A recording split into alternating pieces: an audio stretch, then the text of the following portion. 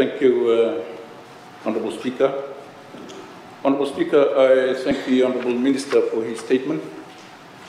Although I'm not surprised that he is taking a major goose step to talk about the land bank when the nation most likely wants to hear from him in his capacity as Minister for Infrastructure about the appalling situation on water and empty taps on the past couple of days.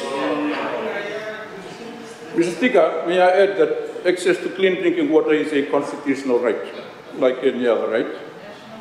It makes a mockery of the Constitution Day, which we are to celebrate next week, Monday, if the Minister and his Ministry and the Water Authority cannot make accessible clean drinking water to parts of the Suvarnasuri corridor from last Thursday until today, Mr. Speaker.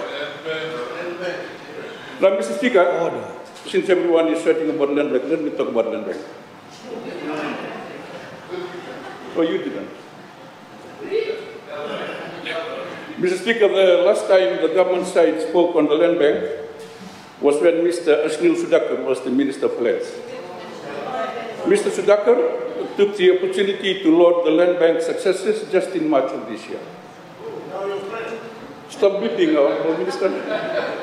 Stop beeping, I'll continue. As you recall from Hansard, Mr. Sudhakar could only speak of these successes in single digits. That is only a handful of success stories.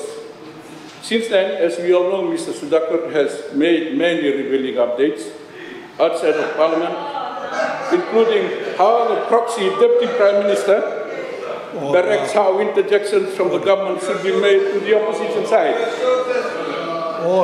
Mr. Speaker, whatever he said now from the other side, the fact remains that the land bank, I know, was a knee-jerk policy reaction to undercut the role of the Tauke Land Trust Board and open up access to native land for development because the TLTB had lost its way in terms of being an able, competent and just guardian of native land administration as Rod Salala had intended.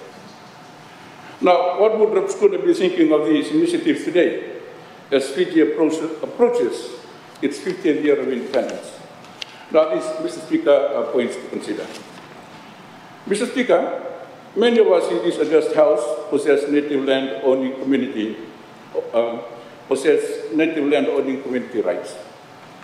We know the problems with the TLTB, but setting up the land bank since 2011 has not diminished or improved the primary problems within the Tauke Land Trust Board. I wonder, Honourable Speaker, if the Minister responsible for the TLTB would be bold enough to hold a public inquiry on the workings of the TLTB in the same way as the Housing Authority inquiry is presently being done and overseen by the Minister responsible.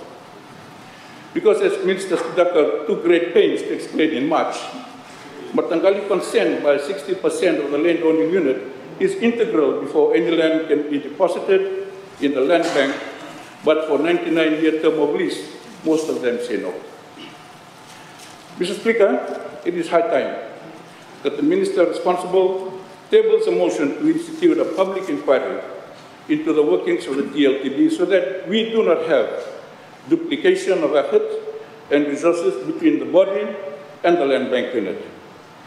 I believe many would support such a public inquiry so that the landowners and tenants have a chance to resolve many of the historical challenges and find a way forward. I thank you, Mr. Speaker.